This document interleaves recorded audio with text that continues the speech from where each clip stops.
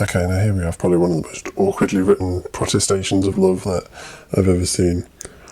I have brought you 5 cellars underground because I love you. I think that's meant to be sweet or romantic or whatever, but no. It's not creepy, Eric, mate. It didn't work for Cosby. It don't work for you. I mean, this whole scene it's quite creepy in the book. Like, the romance angle, there kind of isn't one. Like, Eric is just, like, nasty. I mean, look, he was giving on about being aroused by your purity that I can plead for your love. Like, first of all, I don't want to know Eric's arousal levels. And he's just, in the book, he's like a nasty old, crusty old man who stinks of death, like nasty yellow skin. And, like, Christine's reaction in the scene, it's kind of appropriate. Like, even with the mask on, you can tell, like, he's just nasty, weird creeper. And then she finds his coffin bed. Yeah. Like, maybe that tips you off that he's a bit of a nutter. I like his dejected body language there, like he's been, like she's found his stash of porn or something. He's like, yes, that is where I sleep. Eric is so emo, isn't he? He's like a proto-emo. I do love Chaney's hands in this, though, and his whole body language. Excellent hands. I mean, he manages to emote such feelings, even with his face covered and everything. I don't know if I've mentioned already, but I believe he wore different masks with different expressions on, particularly in this scene, like when it cuts from one to the other. Like, he sort of looks a bit downcast and sad here, and then I think when she confronts him and says, "You are the Phantom," he's got like a different, slightly angry mask on, I think. Could be wrong that, maybe I imagined it. I imagine a lot of stuff, to be fair. That's why I'm in this secure facility. You are the Phantom. No kidding. Give that girl a medal for brains. If I am the Phantom, it is because man's hatred has made me so. I do like that line, actually. You act your ass off, Mary Philbin. Yeah, like here, this face, like I think the eyes are a bit bigger and a bit more like round and angry.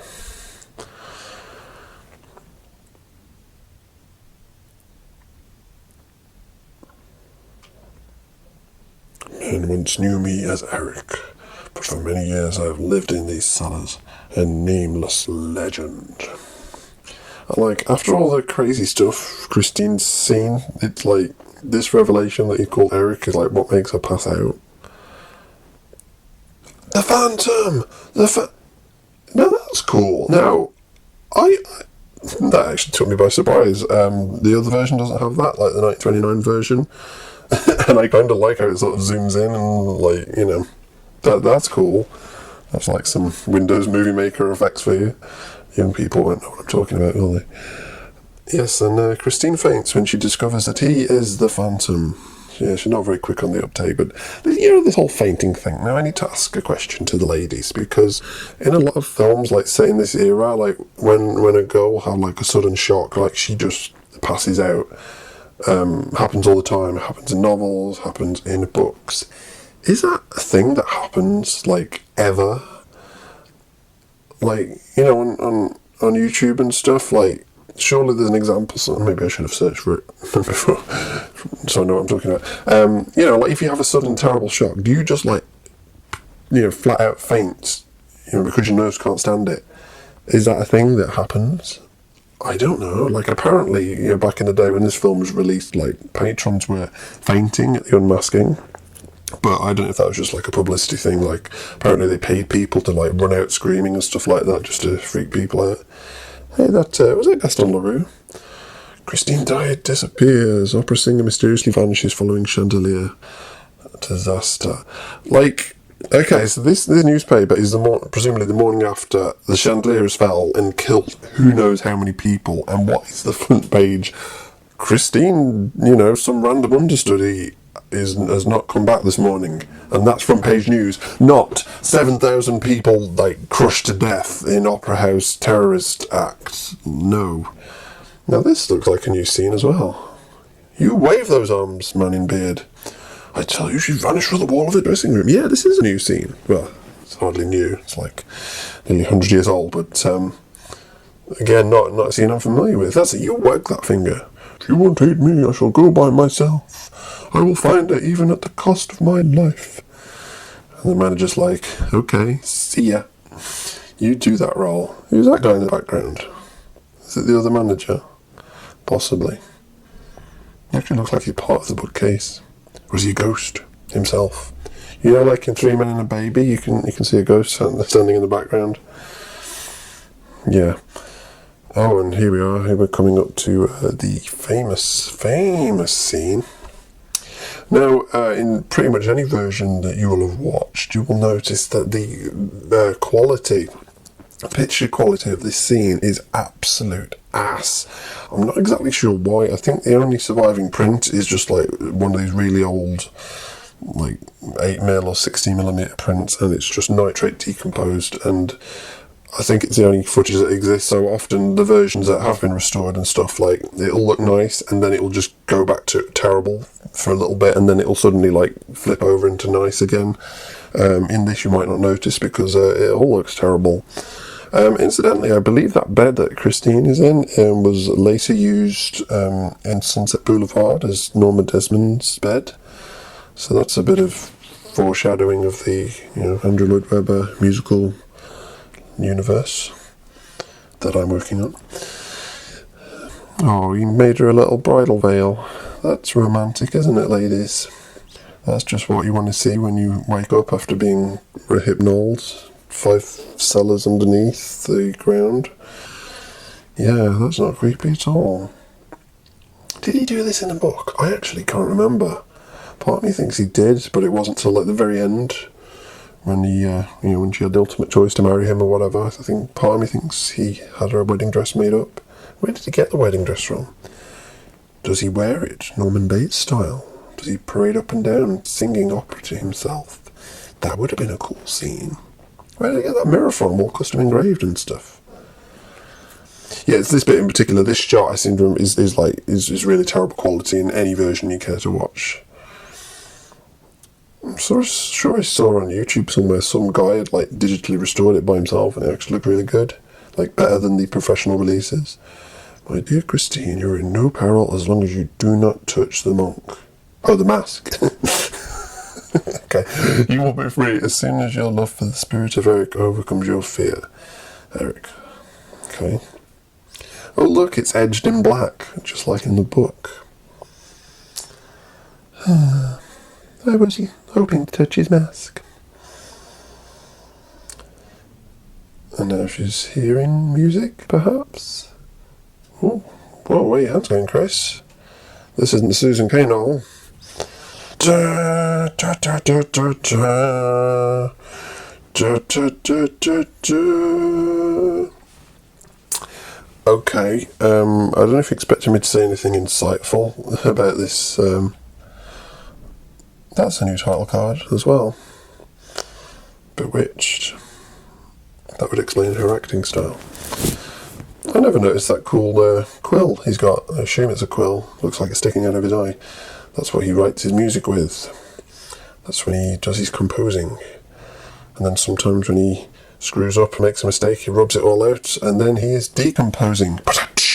I made a joke. I've got a violin. Oh, she duffed it. Doing. No, way to sneak up on Eric, Christine, because that would have made a noise. I didn't notice that. Did she ever do that in the other version? I need to go and check now. Because that's why I was saying, like, this was like the original version, the original takes, and the one that was for foreign markets. It was either from the simultaneous camera running side by side, or it was like a second best take, because there are differences in it. I believe at the close of this unmasking scene, you can see like a stagehand in the background, like the shadow. If you look on the back wall, you can see the shadow of someone moving around back there, like some idiot stagehand who didn't realise what they were doing. So yeah. Anyway, yeah, this scene, caps, undertone of warning. All caps. That means shouting or angry. Okay, so I think in this sequence particularly you can tell that someone other than Rupert Julian is directed. I'm pretty sure this would be a Lon Chaney directed scene, almost certainly. I mean, there's no evidence of that, but it's just perfectly shot and directed, particularly with regards to the camera placement.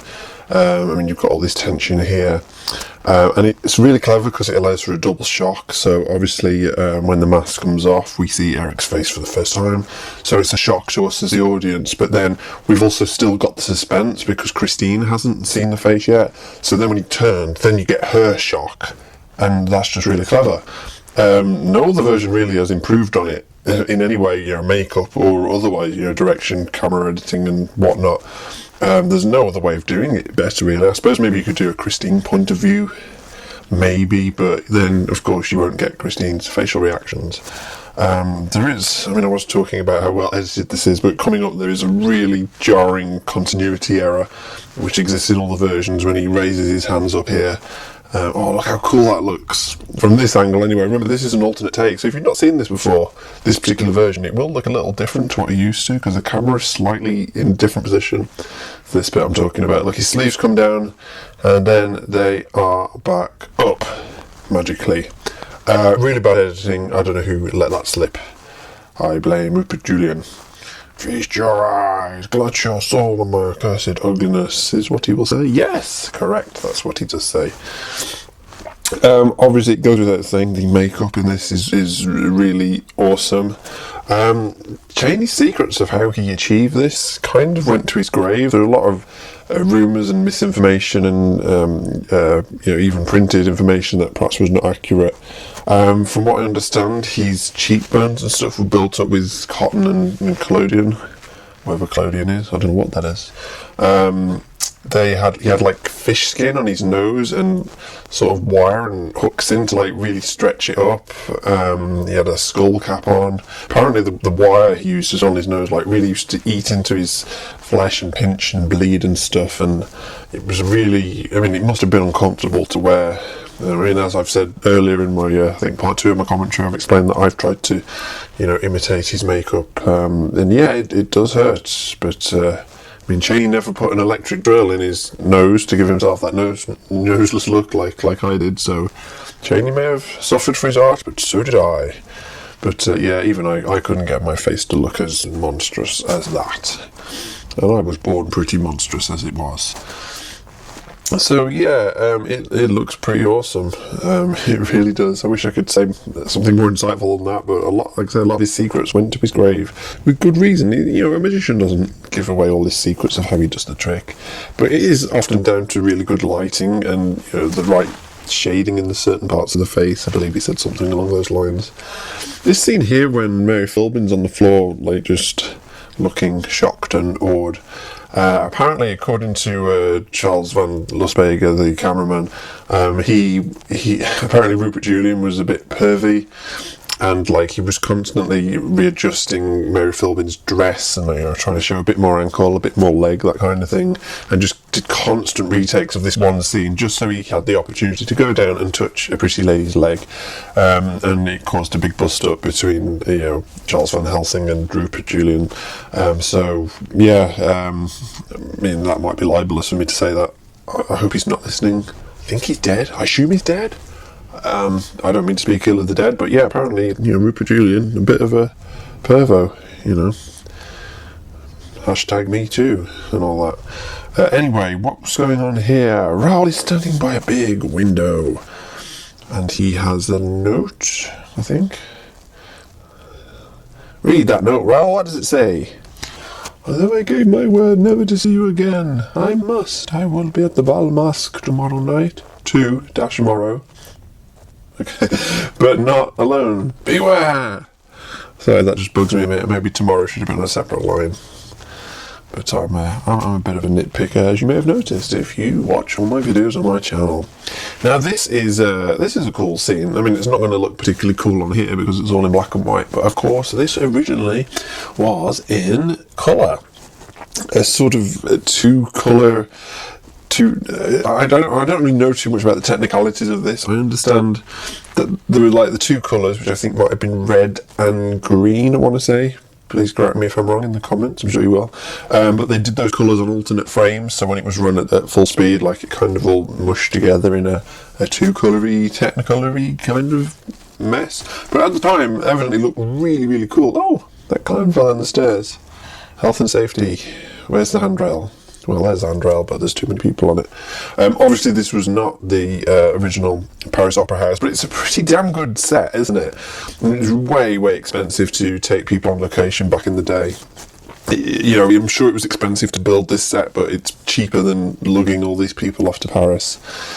And it just looks great, doesn't it? Even in black and white, all these costumes look pretty awesome. Originally in Technicolor. I think the original Technicolor prints, Technicolor isn't the right word, but the colour prints of this are lost to the ages. And often what you'll see is a reconstruction, in similar kind of look that the original might have had. But I think this really would have totally blown you away in 1925, because it was very, very rare to have colour. And here is Chaney as the Red Death. Even in this long shot, he just dominates the whole area, doesn't he?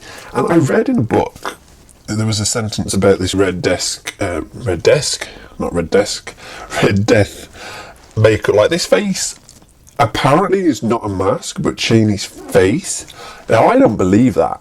I mean, if it is, then damn, that's even better than his makeup on the Eric face. But yeah, there was a rumour somewhere, and it was printed in a book, so it may be true, that is actually Chaney's face. You'll see a close-up of it in a minute. At least I think you do. Clown gets owned.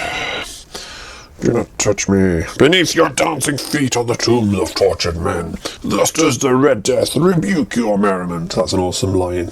I want to say that's in the book. I can't remember. But I love that line for some reason. That sounds like the voice I heard in your dressing room.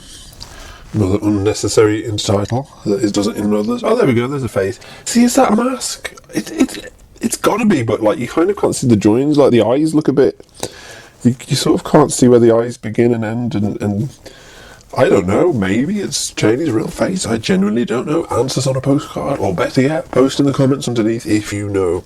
And while you're there, smash that subscribe button and that like button, and subscribe to me on Patreon and stuff like that. Yeah. So run away, Roll. He's coming. I can see him at the bottom. There's a really cool publicity still that I'm sure you've probably seen at some point, where they're Raoul and Christine are at the bottom of the stairs talking, and the Red Death is above them, which obviously isn't in the film, but I like it. I am of Paris on the roof of the opera. I believe you can see pigeons and stuff in this, or certainly on the HD versions anyway. Like this print, it could be anything. It could be a scratch. Oh no, there are birds, like real birds, fluttering about, pooping on Apollo's lyre. Now, in the original film, I believe the way it was structured is that you didn't see the Phantom and all the unmasking stuff until after this bit. So basically, I think you may even see it in a moment that the screen kind of goes a bit black. It starts to fade out. And that's where you had a chemical dissolve into a flashback, where then Christine would explain all about how she was taken, he come from behind and all that. Yeah, how he took her down below.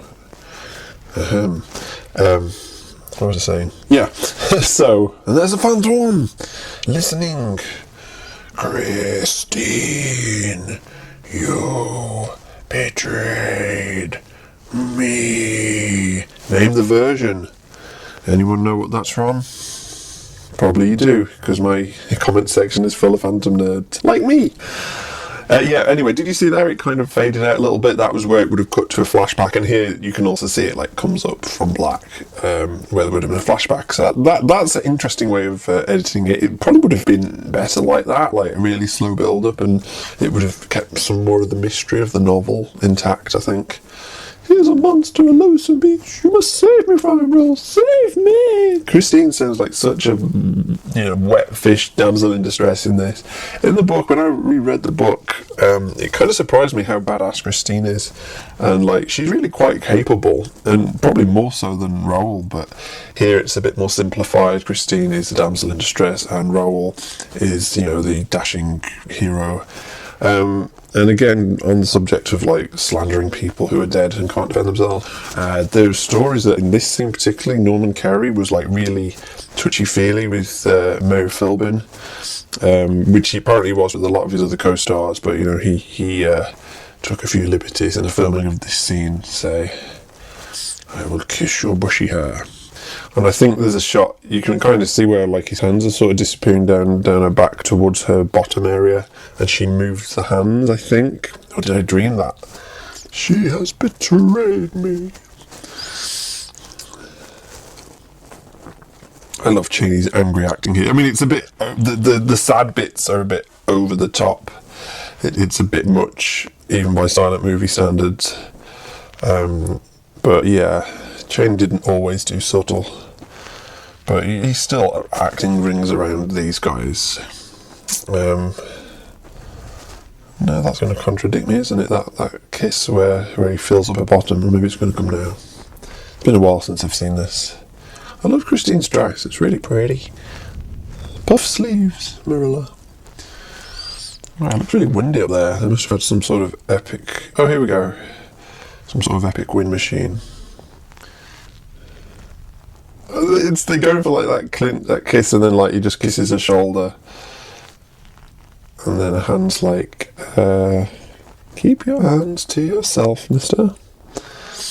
I don't know. I like to think that was an unintentional moment, but kiss her on the lips, dude. You know that's how kisses work. Just rest your head on her neck. I mean, this was before Hayes censorship, wasn't it? They could have got a bit more snoggy than this. Maybe Mary Philbin just didn't want to. Maybe she hated him. Because I think he was a bit of a jerk. Again, libelous probably. Don't tell anyone, internet.